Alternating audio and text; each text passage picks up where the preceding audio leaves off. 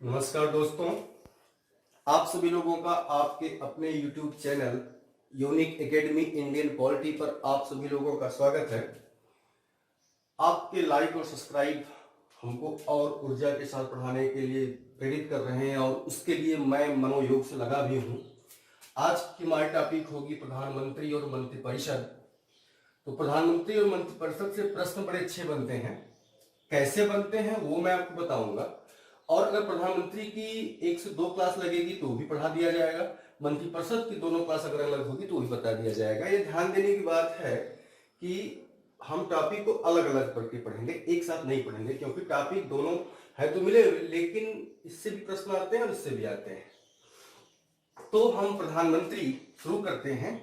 प्रधानमंत्री शुरू करने से पहले मैं आपको ये बताना चाहता हूं कि प्रधानमंत्री शुरू करने से पहले ये देखें कि हमारे यहाँ जो व्यवस्था है वह है संसदीय व्यवस्था।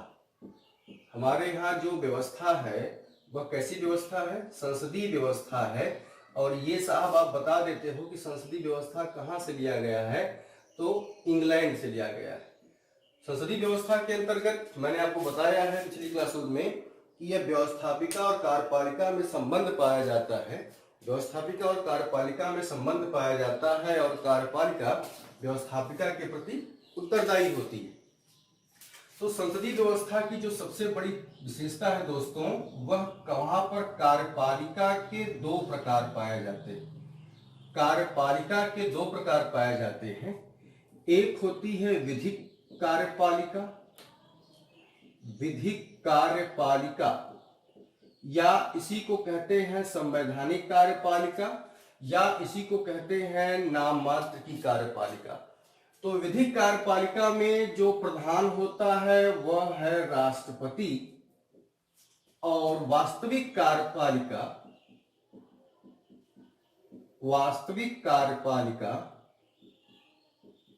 का जो प्रधान होता है, वास्तविक कार्यपालिका का जो प्रधान होता है वह होता है प्रधानमंत्री। ठीक है। अब इसको आप विधिक कार्यपालिका, नाम मात्र की कार्यपालिका या संवैधानिक कार्यपालिका कह सकते हो, वास्तविक कार्यपालिका, या इसी को व्यवहारिक कार्यपालिका कह सकते हो। अब यहां पर जो हमारा राष्ट्रपति होता है, जो ये राष्ट्रपति होता है, ये राष्ट्र का प्रमुख होता है। राष्ट्र का प्रमुख, हेड ऑफ द स्टेट होता है। और जो प्रधानमंत्री होता है वह सरकार का प्रमुख होता है, सरकार का प्रमुख होता है। क्लियर? संसदीय, हमारे देश में संसदीय व्यवस्था है और संसदीय व्यवस्था की सबसे बड़ी विशेषता होती है कि यहाँ कार्यपालिका के 2 प्रकार पाए जाते हैं, विधिक कार्यपालिका और वास्तविक कार्यपालिका। विधिक कार्यपालिका में राष्ट्र का प्रमुख राष्ट्रपति विधिक कार्यपालिका का प्रधान राष्ट्रपति होता है और वास्तविक कार्यपालिका का प्रधान प्रधानमंत्री होता है। अब इसमें और बता सकते हैं आप कि जो ये राष्ट्रपति होता है यह निर्वाचित होता है। जो राष्ट्रपति होता है यह निर्वाचित होता है, और जो प्रधानमंत्री होता है वह क्या होता है? नियुक्त होता है। ये चीजों मैंने पिछली क्लासेस में मैंने आपको बताया। मेरा आपसे दोस्तों एक बहुत बड़ा निवेदन है, इस निवेदन को बहुत ध्यान से सुने। मैं ये चाहता हूं कि मेरी आप ये पूरी क्लास को लास्ट तक देखा कीजिए, क्योंकि मुझको ये देखने को लगता है कि आप कुछ दूर पढ़ने के बाद फिर उबते हैं या छोड़ के चले जाते हैं। नहीं, इसमें पूरे अंत तक देखिए, क्योंकि प्रश्नों के कहां से कैसे बनते हैं वो मैं बताया हूं मेरी क्लास में। जब मैं कहता हूं कि आप शाम को बैठिए, नेट अपना बचा के रखिए, शाम को कान में लीड लगाइए और कलम कापी लेकर बैठिए किसी कमरे में, और 1 घंटा मेरे साथ जुड़िए केवल। ठीक है। अब हम शुरू करते हैं दोस्तों। प्रधानमंत्री और संसदीय व्यवस्था को पढ़ने के लिए हमारे संविधान में बहुत इसका स्पष्ट वर्णन नहीं है, लेकिन यहाँ कुछ चीजों को आपको मैं बताऊंगा। तो यहाँ article 53, article 73, article 74, article 75, article 77 और आर्टिकल 78 देखिए एकदम आप याद कर जाओगे। मैं आपको राष्ट्रपति से इससे जोड़ूंगा और प्रधानमंत्री पर लाकर के खत्म करूंगा, क्योंकि राष्ट्रपति और प्रधानमंत्री, मैंने बताया ना, राष्ट्रपति प्रधानमंत्री एक वास्तविक और कार्यपालिका के दोनों के समरूप हैं।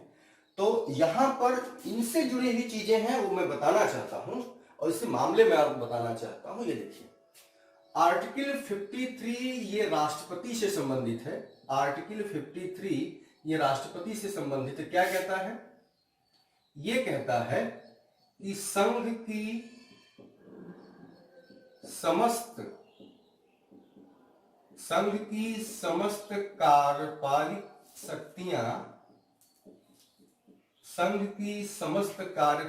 शक्तियां राष्ट्रपति में निहित होंगी।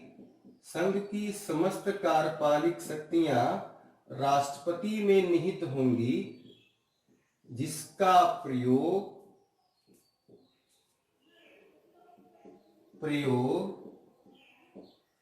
अपने अधीनस्थों के माध्यम से करेगा। संघ की समस्त कार्यपालिक शक्तियां राष्ट्रपति में निहित होंगी, जिसका प्रयोग वह अपने अधीनस्थों के माध्यम से करेगा। ये आपको मैंने राष्ट्रपति पढ़ाया। मैंने ये भी कहा था कि आप इन अधीनस्थ शब्द पर गौर कीजिएगा। इस अधीनस्थ शब्द पर आप गौर कीजिएगा, ठीक है। ये अधीनस्थ शब्द बहुत मायने रखता है। ये अधीनस्थ का अर्थ क्या होता है मैं अभी आपको बताता हूं। अनुच्छेद 53 को मैंने कहा संघ की समस्त कार्यपालिक शक्तियां राष्ट्रपति में निहित होंगी, जिसका प्रयोग वह अपने अधीनस्थों के माध्यम से करेगा। तो इस अधीनस्थ शब्द पर आप गौर कीजिएगा। ये अधीनस्थ शब्द का ही बड़ा वैल्यू है। आगे देखिए आर्टिकल 33 में क्या है? इसमें है संघ की कार्यपालिक शक्तियों का विस्तार। मतलब भारत का संविधान जहां तक कानून बना सकता है वहां तक कार्यपालिक शक्तियों का विस्तार है। अनुच्छेद 74 क्या कहता है? ये इससे आप जोड़ोगे, अनुच्छेद 53 से ये आके जुड़ेगा। ये कहता है कि राष्ट्रपति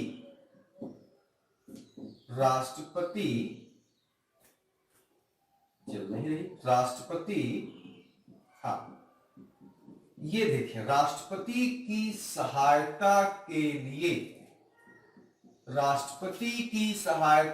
लिए एक मंत्री परिषद होगी,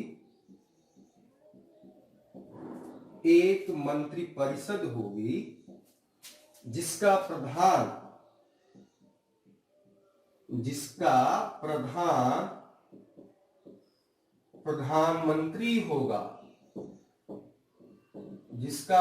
प्रधानमंत्री होगा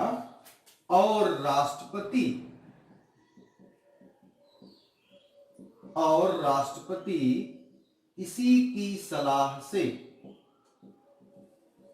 इसी की सलाह से कार्य करेगा। राष्ट्रपति की सहायता के लिए एक मंत्रिपरिषद होगी, जिसका प्रधानमंत्री होगा और राष्ट्रपति इसी की सहायता से कार्य करेगा। तो अब प्रधानमंत्री परिषद और प्रधान यही अधीनस्थ शब्द है। अधीनस्थ का संबंध यहां मंत्रिपरिषद और प्रधानमंत्री से है। ये ध्यान दें राष्ट्रपति की, अब मैंने कहा प्रधानमंत्री मैं आपको बता रहा, तो मैंने कहा कि ये यहां से जोड़ते हैं, यहां नहीं, हम यहां जोड़ेंगे आपको तब कॉन्सेप्ट क्लियर होगा कि संघ की समस्त कार्यपालिक शक्तियां राष्ट्रपति में निहित होंगी, जिसका प्रयोग अपने अधीनस्थों के माध्यम से करेगा। ये मैंने आपको आर्टिकल 53 पढ़ाया। अब 73 में बहुत कुछ खास नहीं, लेकिन क्रम में है, क्योंकि 72 क्षमादान का अधिकार मैंने आपको बताया है, तो क्षमादान के बाद 73 स्टार्ट हो जाता है। तो 73 में संघ में की कार्यपालिका शक्ति का विस्तार है, और 74 में क्या है? राष्ट्रपति की सहायता के लिए, यही है, राष्ट्रपति की सहायता के लिए एक मंत्रिपरिषद होगी, जिसका प्रधानमंत्री होगा और राष्ट्रपति उसी की सलाह से कार्य करेगा। अब यहां कुछ बातों को आपको बताना है, ध्यान से सुनिए।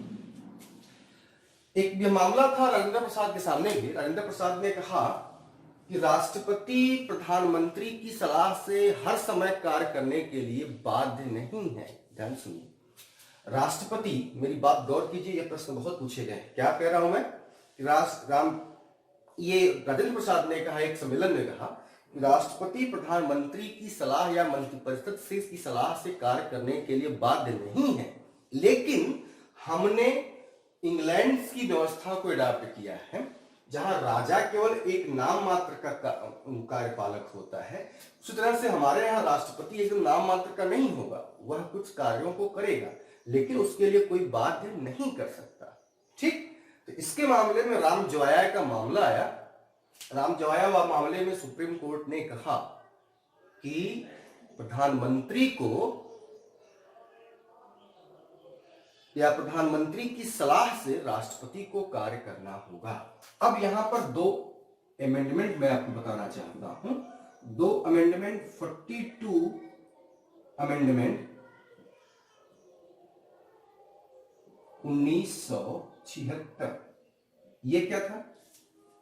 इसमें क्या था कि राष्ट्रपति को, बहुत ध्यान से सुने दोस्तों, राष्ट्रपति को मंत्रिपरिषद की सलाह मानना, मंत्रिपरिषद की सलाह मानना बाध्य कर दिया गया था, बाध्य कर दिया गया था। राष्ट्रपति को मंत्रिपरिषद की सलाह मानना बाध्य कर दिया गया था, लेकिन 44 अमेंडमेंट, 44वें संविधान संशोधन 1978 द्वारा एक बार पुनर्विचार के लिए भेज सकता है। चलिए, राष्ट्रपति की सहायता के लिए एक मंत्रिपरिषद होगी जिसका प्रधानमंत्री होगा, राष्ट्रपति इसी सलाह से कार्य करेगा। तो 42 अमेंडमेंट में था कि राष्ट्रपति को मंत्रिपरिषद की सलाह के लिए सलाह मानना बाध्य कर दिया गया था, लेकिन 44 अमेंडमेंट में एक बार इसको वह पुनर्विचार के लिए भेज सकता है। ध्यान सुने, एक बार पुनर्विचार के लिए भेज सकता है। अगर वह दूसरी बार भेजा जाता है तो राष्ट्रपति को मानना पड़ेगा, मंत्रिपरिषद की सलाह लेनी पड़ेगी। ठीक है, माने इस अधीनस्थ का संबंध किससे? मंत्रिपरिषद और प्रधानमंत्री से। अब 75 क्या कहता है? 75 कहता है, मोस्ट इंपॉर्टेंट है, ये बहुत बार पूछा गया,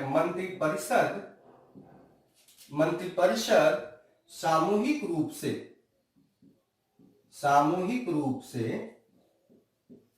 लोकसभा के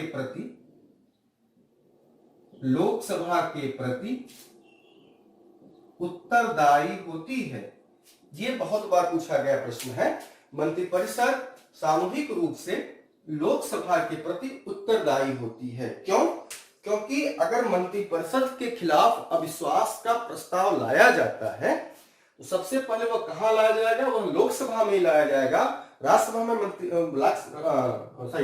में अविश्वास का प्रस्ताव नहीं लाया जाता और वहीं से लोकसभा से ही पास होता है। तो लोकसभा में सरकार के खिलाफ अविश्वास का प्रस्ताव पास हो गया तो मंत्रिपरिषद माने सरकार का कार्यकाल क्या होता है? वहीं समाप्त हो जाता है। 77 क्या है?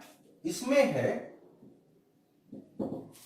कार्यपालिका, संघीय कार्यपालिका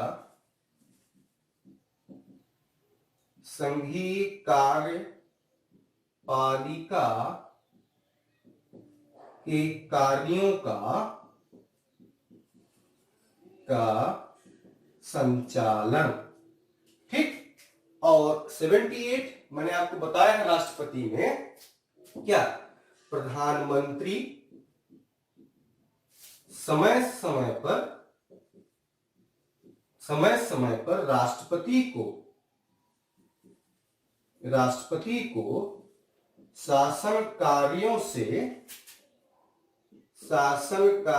से अवगत कराता है। प्रधानमंत्री समय समय पर राष्ट्रपति को शासन कार्यों से अवगत कराता है। तो भैया अब आप इसको नोट कर लीजिए एक बार फिर देखिए आर्टिकल 53 क्या कहता है कि संघ की समस्त कार्यपालक शक्तियां राष्ट्रपति में निहित होंगी, जिसका प्रयोग वो अपने अधीनस्थों के माध्यम से करेगा।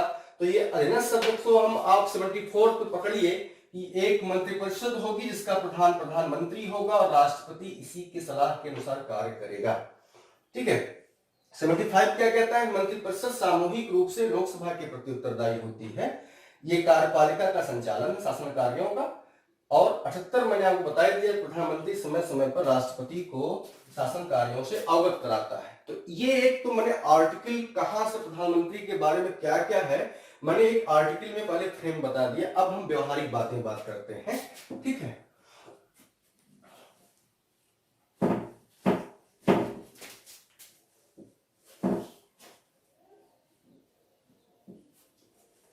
चलिए, हमारे संविधान में आपसे निवेदन करता हूं कि मेरी वीडियो आप अंत तक देखें। ठीक है।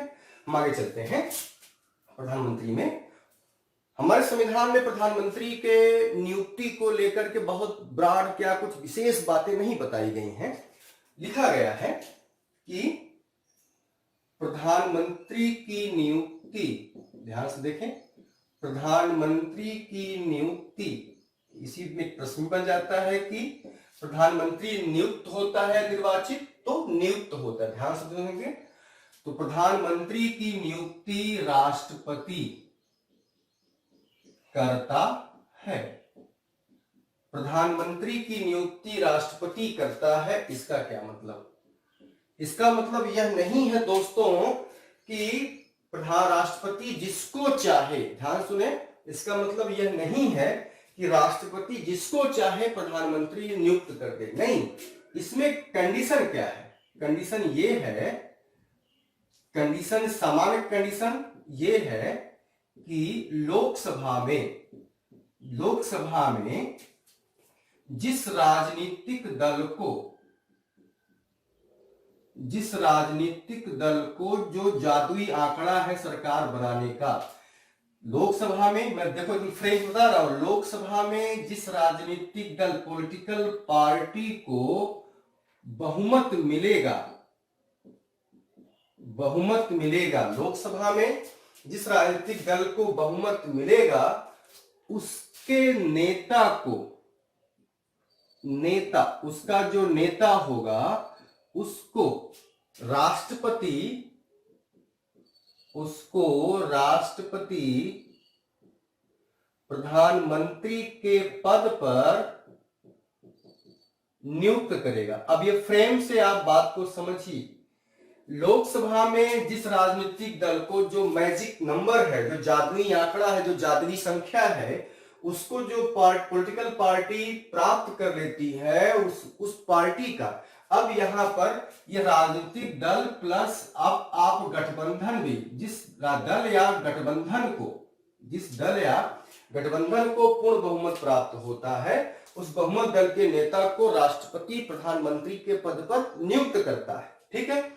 अब यहां पर दोस्तों ये बताने के बाद, ये तो सामान्य कंडीशन हो गई, लेकिन ध्यान सुनिए, लेकिन अगर किसी भी राजनीतिक दल या गठबंधन को अगर पूर्ण बहुमत नहीं मिला, देखिए, अगर किसी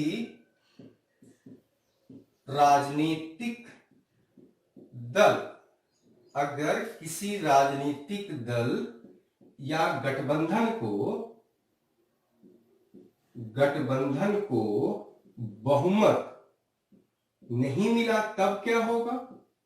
अब देखिए, ये तो सामान्य कंडीशन, ऊपर वाली जो कंडीशन क्या है, सामान्य भैया कि जिसको कंडीशन, जिसमें जिस पार्टी या गठबंधन को, पार्टी को पूर्ण बहुमत मिल गया तो सरकार बना लेंगे। लेकिन अगर राष्ट्रपति के सामने ये मामला आ जाए कि अगर किसी राजनीतिक दल या गठबंधन को पूर्ण बहुमत नहीं मिला, तब की कंडीशन ये होगी।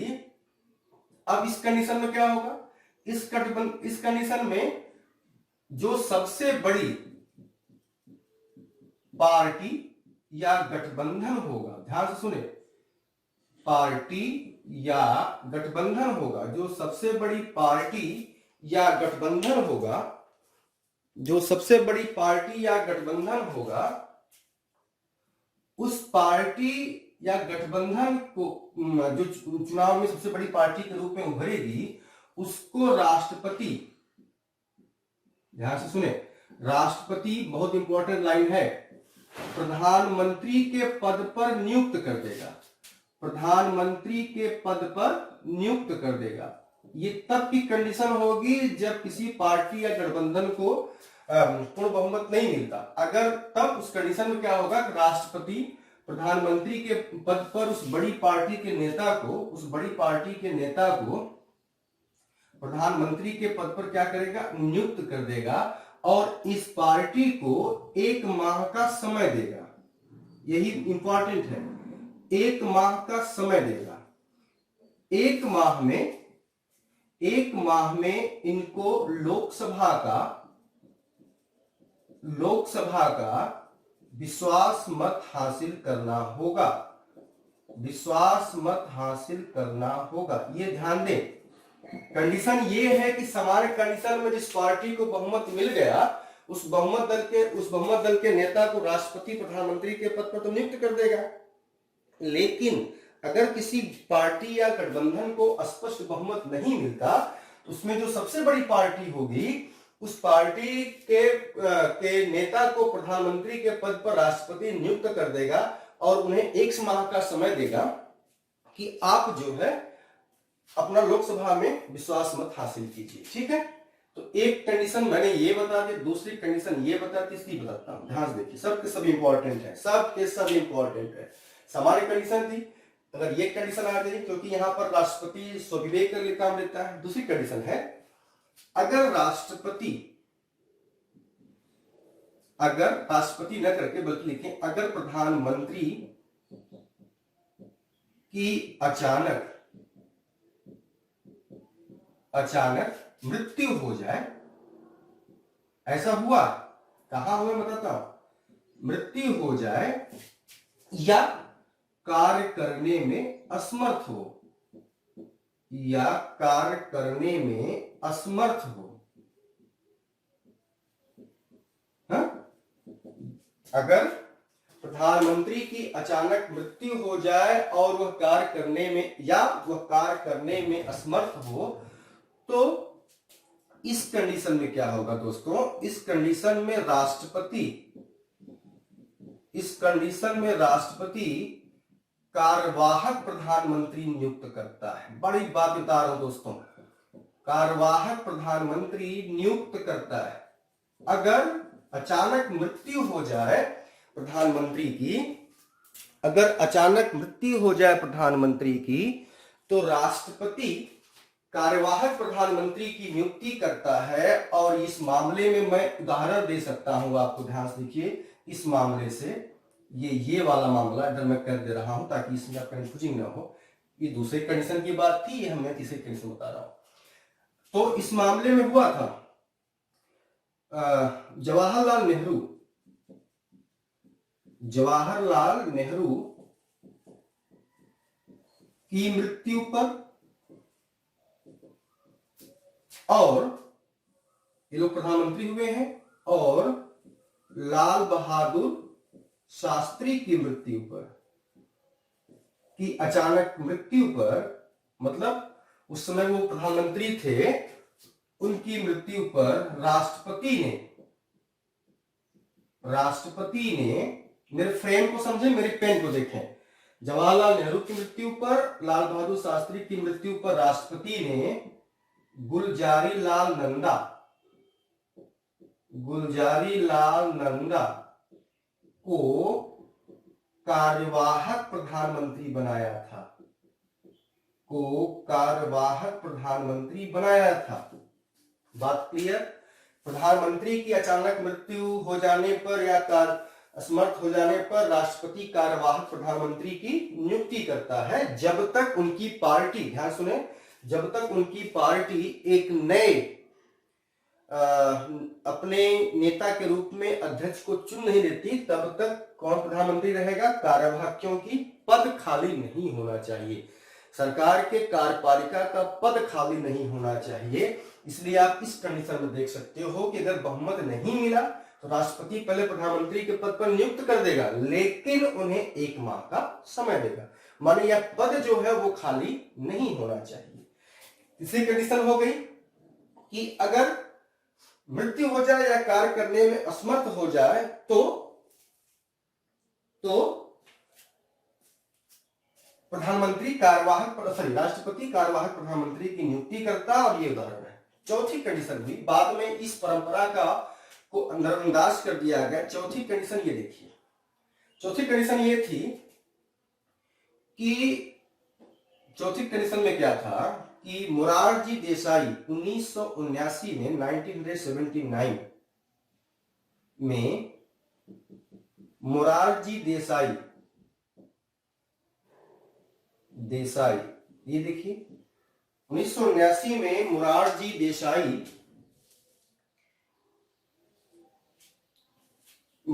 देसाई सरकार के पतन के बाद तत्कालीन राष्ट्रपति नीलम संजीव रेड्डी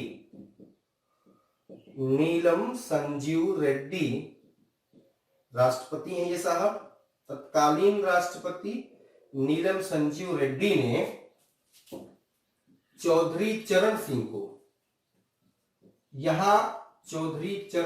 को प्रधानमंत्री बना दिया। बात समझ आ रही है? 1979 में मोरारजी देसाई ने अब कार्यवाहक प्रधानमंत्री नहीं, पतन के बाद सीधे चौधरी चरण सिंह को प्रधानमंत्री बना दिया। माने अभी तक जो कार्यवाहक प्रधानमंत्री बनते थे उनका काम समाप्त हो गया। तो यहाँ इन कंडीशन में, ये तो सामान्य कंडीशन होगी दोस्तों, इन कंडीशन में क्या है, राष्ट्रपति जो है स्वविवेक का निर्णय ले रहा है। ध्यान से सुने, इन तीनों कंडीशनों में, दूसरे में, तीसरे में और चौथे में राष्ट्रपति ने स्वविवेक का निर्णय लिया। इसी प्रकार यही सेम चलता है। इसी प्रकार ज्ञानी जैल सिंह ने ध्यान से सुने, ज्ञानी जैल सिंह ने इंदिरा गांधी की हत्या के बाद 1984 में, ज्ञानी जैल सिंह ने 1984 में इंदिरा गांधी की हत्या के बाद सीधे राजीव गांधी को प्रधानमंत्री बना दिया। यहां भी आप देखिए कि कार्यवाहक प्रधानमंत्री का कार्यक्रम समाप्त हो गया। तो मैंने आपको 4 कंडीशन बताया। 4 कंडीशन में आप देखिए कि प्रधानमंत्री की नियुक्ति राष्ट्रपति करता है, जिसका मतलब यह हो गया कि लोकसभा में जिस राजनीतिक दल को बहुमत प्राप्त होगा उस बहुमत दल के नेता को राष्ट्रपति प्रधानमंत्री के पद पर नियुक्त करता। ये सामान्य कंडीशन हो गई। लेकिन अब यहां स्वविवेक है, अगर पूर्ण बहुमत नहीं मिलता तो ये कंडीशन देख लीजिए, और अगर मृत्यु हो जाए तो कार्यवाहक प्रधानमंत्री का कार्यक्रम था, लेकिन इस कार्यवाहक प्रधानमंत्री का कार्यक्रम बाद में समाप्त कर दिया गया। अब सीधे प्रधानमंत्री बनाए जाने लगे। ठीक है, और इस तरह से, और इस मामले को देखते हुए आप ये देखिए, इस मामले को देखते हुए ये मैं मिटा सकता हूं, आप इसको नोट कर लिए होंगे, बड़ी इंपॉर्टेंट लाइन। 1979 में ये सरकार थी, 84 में इंदिरा गांधी की हत्या के बाद। ठीक है, अब इस मामले को देखते हुए दिल्ली उच्च न्यायालय ने,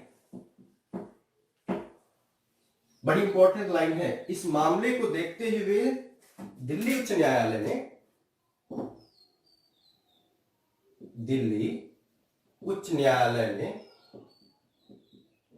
1980 में फैसला दिया। दिल्ली उच्च न्यायालय ने 1980 में फैसला दिया, और वो फैसला यह था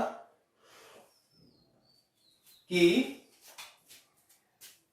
लिखा उन्होंने दिया कि संविधान में यह आवश्यक नहीं है। ध्यान सुने कि संविधान में यह, मैं बहुत धीरे धीरे आपको स्पीड में बता रहा हूं, संविधान में यह आवश्यक नहीं है कि कि राष्ट्रपति प्रधानमंत्री नियुक्त करने से पहले, ध्यान से सुने, नियुक्त करने से पहले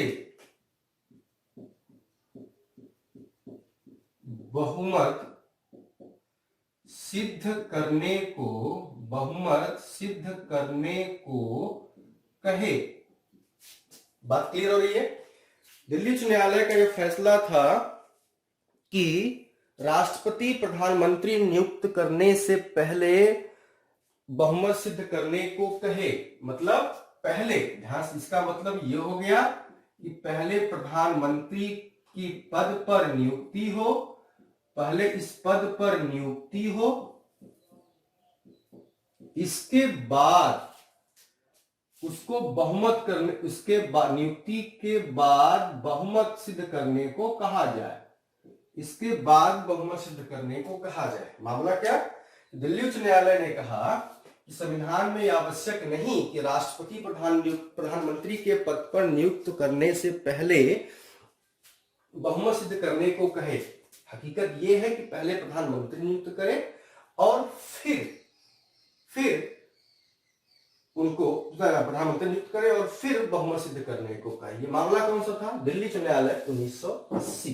ठीक है, तो ये चीजें मैं आपको, अब फैक्ट पर बात हो रही है। इसी तरह से कई प्रधानमंत्री बने, जैसे चरण सिंह, इसी तरह से चरण सिंह प्रधानमंत्री बने, चौधरी चरण सिंह 1989। बीपी सिंह, विश्वनाथ प्रताप सिंह प्रधानमंत्री बने, बीपी सिंह ये प्रधानमंत्री बने दोस्तों 1989। चंद्रशेखर बने प्रधानमंत्री। इसी तरह से पहले आप प्रधानमंत्री बनिए, फिर बहुमत सिद्ध कीजिए। तो कुछ लोग बहुमत सिद्ध कर पाए, कुछ लोग नहीं कर पाए। जैसे आगे आएगा, अटल बिहारी वाजपेयी जी वो नहीं कर पाए थे। ठीक है, आगे पीवी नरसिम्हा राव, पीवी नरसिम्हा राव, ये डाटा आप याद रखेंगे 1991। ठीक, इसके बाद 1991, इसके बाद अटल बिहारी वाजपेयी, अटल बिहारी वाजपेयी। मतलब इन लोगों को पहले प्रधानमंत्री नियुक्त किया गया, फिर इनको विश्वास मत हासिल करने को कहा गया। इनको पहले प्रधानमंत्री नियुक्त किया गया, फिर विश्वास मत हासिल करने को कहा गया। तो कुछ लोग कर पाए और कुछ लोग नहीं कर पाए। जैसे वाजपेयी जी की 13 महीने की सरकार थी और वो गिर गई। फिर देखिए 96 में भी है एच.डी. देवगौड़ा, एच.डी. देवगौड़ा। ये तो ऐसे व्यक्ति थे जो संसद की कार्रवाइयों में ही सो जाते थे। इनका भी समय है 1996। फिर है इंद्र कुमार गुजराल, इंद्र कुमार गुजराल, और ये भी 1997। फिर अटल बिहारी वाजपेयी पुनः निर्वाचित हुए थे, अटल बिहारी वाजपेयी। और इस कालक्रम में उन्होंने, आपको याद होगा, पोखरण परमाणु विस्फोट किया था 1998 में। ठीक है, जो प्रधानमंत्रियों की मैंने लिस्ट दिया है, ये वो लोग हैं, जिन प्रधानमंत्री की मैंने लिस्ट दिया है, ये वो लोग हैं जिन्होंने पहले इनको प्रधानमंत्री नियुक्त किया गया, उसके बाद इनको अपना बहुमत सिद्ध करने को कहा गया। ठीक है, तो ये चार्ट मैंने आपको दे दिया है, इसको आप लिख लेंगे। अब इसके बाद चलते हैं। ठीक है, ये चलते इधर 1997 में, ध्यान सुने, बहुत इंपॉर्टेंट लाइन है। 1997 में दिल्ली उच्च न्यायालय ने, 1997 में उच्चतम न्यायालय होगा, हाँ गलती हो गई, वो तो 80 वाला था मामला। 1997 में उच्चतम न्यायालय ने, 1980 में तो उसने विश्वास मत की बात थी, उच्चतम न्यायालय ने फैसला दिया, क्या, किस कंडीशन दिया कि किसी भी व्यक्ति को राष्ट्रपति किसी भी व्यक्ति को राष्ट्रपति प्रधानमंत्री के पद पर नियुक्त कर सकता है। किसी भी व्यक्ति को राष्ट्रपति प्रधानमंत्री के पद पर नियुक्त कर सकता है, बशर्ते, ध्यान से सुने, बशर्ते 6 माह के अंदर, ध्यान सुने, बशर्ते 6 माह के अंदर किसी सदन की, किसी मतलब चाहे लोकसभा चाहे राज्यसभा, किसी सदन की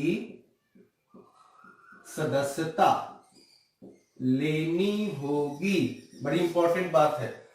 1997 में दिल्ली उच्चतम न्यायालय ने फैसला दिया कि किसी भी व्यक्ति को जो संसद का सदस्य नहीं है उसको 6 माह के लिए प्रधानमंत्री नियुक्त किया जा सकता है, बशर्ते उसको 6 माह के अंदर किसी सदन का सदस्य बनना होगा। एक कंडीशन एक नोट कर लेंगे, नोट नंबर 1, ठीक है। नोट नंबर 2, ये क्या कहते हैं इसमें,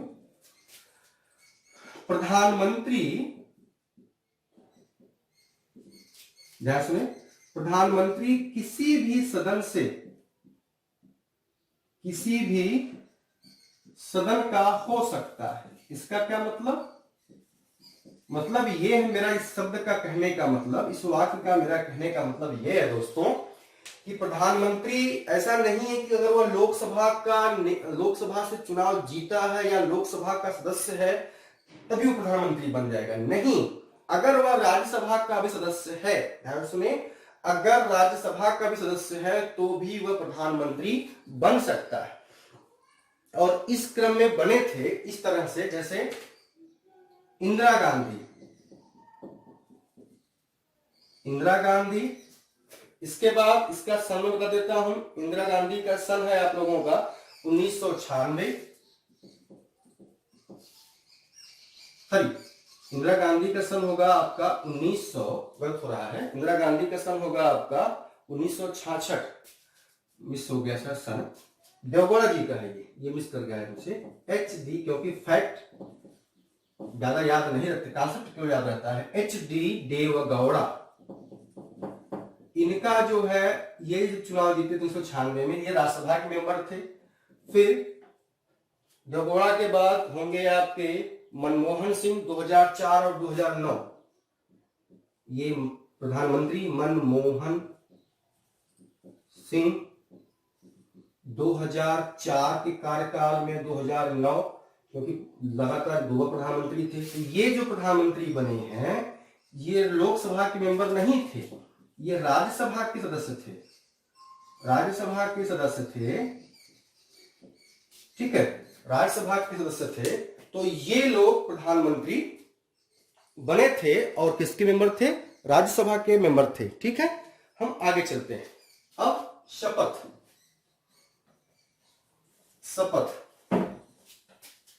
प्रधानमंत्री का शपथ कौन दिलाता है, ये देखिए, प्रधानमंत्री की शपथ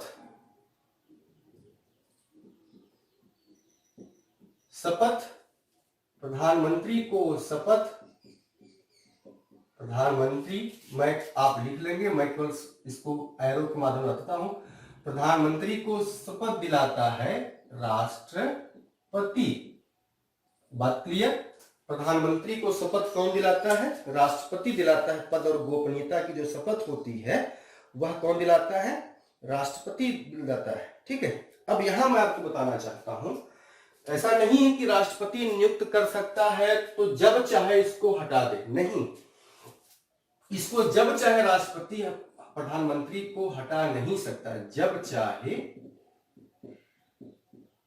हटा नहीं सकता, जब चाहे हटा नहीं सकता। इसकी कंडीशन है, कंडीशन ये है कि ये तभी हटेगा जब या तो कार्यकाल पूरा हो गया हो, सामान्यतया 5 वर्ष, ये इसकी पदावधि हो गई, सामान्यतः कार्यकाल कितना होता है? 5 वर्ष। उसके बाद 5 वर्ष के बाद निर्वाचन होगा, चुनाव होगा। तो उसके बाद जरूरी नहीं कि यही व्यक्ति, इसी व्यक्ति की पार्टी चुनाव जीते और व्यक्ति प्रधानमंत्री बने, कोई भी हो सकता है। तो मैंने कहा कि इसका मतलब ये नहीं कि राष्ट्रपति जब चाहे हटा सकता है। एक कंडीशन ये है कि कार्यकाल पूरा हो जाए, दूसरी कंडीशन है कि प्रधानमंत्री और उसकी मंत्रिपरिषद के खिलाफ लोकसभा में अविश्वास का प्रस्ताव पास हो जाए। अगर मंत्रिपरिषद और उस प्रधानमंत्री के खिलाफ लोकसभा में अविश्वास का प्रस्ताव पास हो जाए तो अपने आप प्रधानमंत्री अपना त्याग पत्र राष्ट्रपति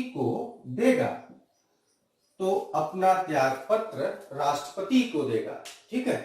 प्रधानमंत्री के खिलाफ लोकसभा में अविश्वास का प्रस्ताव पास हो जाए तो प्रधानमंत्री अपना त्याग पत्र किसको देगा? राष्ट्रपति को देगा। ठीक है। मैंने कहा कि ऐसा नहीं कि जब चाहे हटा दे, उसको या तो कार्यकाल पूरा होगा तो अपने आप पद से हट जाएगा, लेकिन अगर उसके खिलाफ अविश्वास का प्रस्ताव पास हो गया तो प्रधानमंत्री अपना त्याग पत्र राष्ट्रपति को देगा। और प्रधानमंत्री अपना त्याग पत्र दिया तो पूरी की पूरी मंत्रिमंडल ही अपने आप विघटित हो जाएगी। फिर निर्वाचन होंगे, फिर चुनाव होगा। चुनाव में जिस पार्टी को बहुमत हासिल होगा उस बहुमत दल के नेता को राष्ट्रपति प्रधानमंत्री के पद पर नियुक्त करेगा। अब इसका प्रधानमंत्री का वेतन, तो मैं आपको बताना चाहता हूं कि प्रधानमंत्री का वेतन कुछ संविधान में नहीं लिखा गया है। इसको जो वेतन मिलता है, प्रधानमंत्री को जो वेतन मिलता है, ध्यान सुने, प्रधानमंत्री को जो वेतन मिलता है वह संसद सदस्य के रूप में मिलता है। ठीक है। प्रधानमंत्री का अलग से वेतन नहीं है, ध्यान सुने, प्रधानमंत्री का अलग से वेतन नहीं है। उसको जो वेतन मिलता है वह संसद का सदस्य के रूप में मिलता है। ठीक है। तो आज की क्लास यहीं तक। हम कल पढ़ेंगे, मतलब हम अगली क्लास में पढ़ेंगे, ये आप लिख चुके होंगे। इसमें मैंने उसका नियुक्ति बता दिया, कैसे होती है, क्या होता है, इसको शपथ कौन दिलाता है? राष्ट्रपति दिलाता है। वो अपना त्याग पत्र किसको देता है? राष्ट्रपति को देता है। मंत्री अपना त्याग पत्र किसको देते हैं? राष्ट्रपति को देते हैं। तो कल की क्लास होगी दोस्तों, वो होगी प्रधानमंत्री की शक्तियां। बड़ी इंपॉर्टेंट क्लास होगी, प्रधानमंत्री की शक्तियां। इसमें सारे के सारे फैक्ट हैं। ठीक है। सारे के सारे फैक्ट हैं, वो मैं आपको लिखाऊंगा और समझाते चलूंगा। तो कल की क्लास हमारी जो चर्चा होगी वह प्रधानमंत्री की शक्तियों पर होगी, प्राइम मिनिस्टर के पावर पर होगी, वह कौन सा काम करता है। क्योंकि पूरे इस तरह से आपके आकाशगंगा में, आपकी जो गैलेक्सी है ब्रह्मांड में, जैसे सूर्य सेंटर पॉइंट में है और ग्रह उसके चारों ओर चक्कर लगाते हैं, वैसे ही हमारे देश में जो प्रधानमंत्री होता है वह भी एक सूर्य के ही समान है और अन्य पिंड उसके चारों ओर चक्कर लगाते हैं। ये कुछ दार्शनिकों के, राजनीतिक विचारकों के कमेंट्स हैं जो मैं आपको लिखाऊंगा, क्योंकि बड़ी परीक्षाओं में, स्टेट पब्लिक सर्विस कमीशन की परीक्षाओं में ये प्रश्न आए हैं। मेरी ये सोच है कि आपको जो मैं बताऊं वो हाई लेवल तक, मतलब बड़ी परीक्षाओं के हिसाब से बताऊं, जिसमें आप बड़ी परीक्षाओं को भी हल कर लीजिए और छोटी परीक्षाओं में भी क्वेश्चन आए तो हल कर लीजिए। और बाकी मैं आपसे निवेदन कर रहा हूं, आपके कमेंट्स में क्वेश्चन नहीं मिल रहे, आप कमेंट्स में क्वेश्चन पूछिए जो नहीं आता है। अब तक जो मैंने पढ़ा दिया गया है उस पढ़ाए हुए टॉपिक से आप क्वेश्चन ढूंढिए, हल कीजिए। नहीं आता है तो कमेंट्स बॉक्स में लिखिए, आपका लिखना जरूर है। ये एक मेरी शिकायत आपसे है। बाकी एक और है कि आप हमारी क्लास को अंत तक देखिए। ठीक है, आज के लिए इतना ही। कल हम पढ़ेंगे प्रधानमंत्री की शक्तियां। बहुत बहुत धन्यवाद। ठीक है, बस आज के लिए इतना है।